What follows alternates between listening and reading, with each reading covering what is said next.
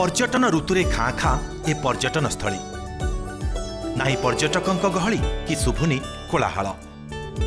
प्रकृति राणी ता सुंदरता को एठी ओजाड़ी देइथिबा बेले किंतु प्रशासनर अवहेला जोगु सबु जेमिति एठी शून्य पलटि जाइछि।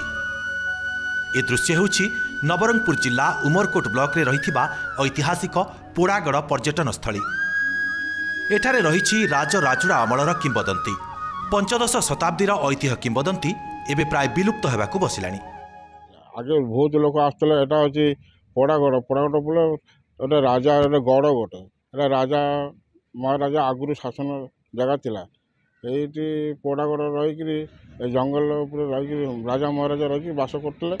अच्छा हमर एठी भैरव महापुर चौड़ महापुर आउरी देवादेवी प्रति केते देवादेवी सब। ए पर्यटन स्थली ओडिशार मानचित्र रे स्थान पाई सारिछि।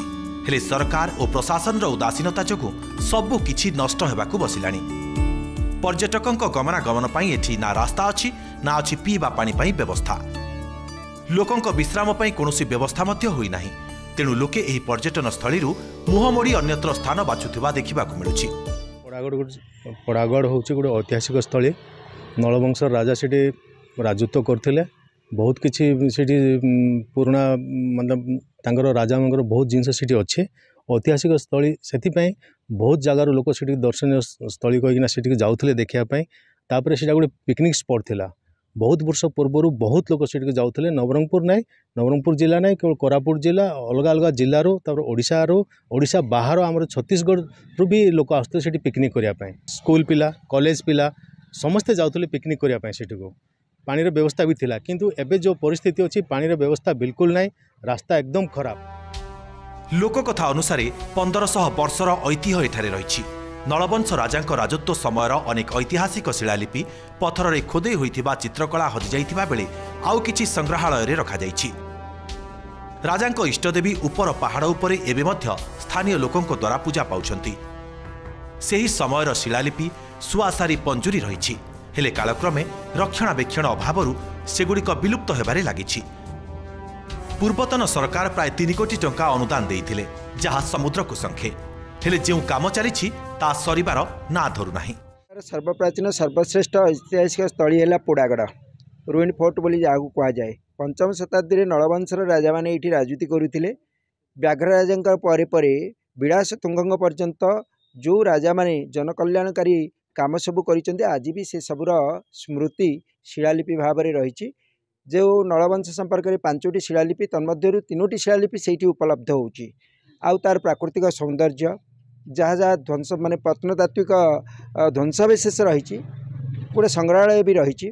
किछि दिन तले लोक मैंने खूब आकृष्ट होकर जाउतिले एवं परिवेश पर्यटन भाव में से लोकों भीतर बेस जनादृत होता। किंतु यही विगत किछि वर्ष है तार यथायथ उन्नति हो पारु नाही। घटना को नहीं जिला संस्कृति अधिकारी कहते काम चली शीघ्र सारिबाकू आमे चेष्टा करुछु।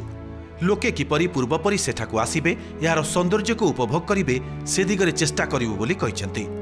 अछि तापय हमरो एबे पैसा सैंक्शन हेछि 2 कोटी 96 लाख टंका तार काम चली। आउ एबे वर्तमान तार डेवलपिंग अवस्था रे अछि। आउ लोक विमुख हवाटा जोटा कहछन्ती से आगामी दिन मानकरे से पुणी से जो स्थिति थिला आगुर जो लोक आसथिले से स्थिति को फेरी आसे।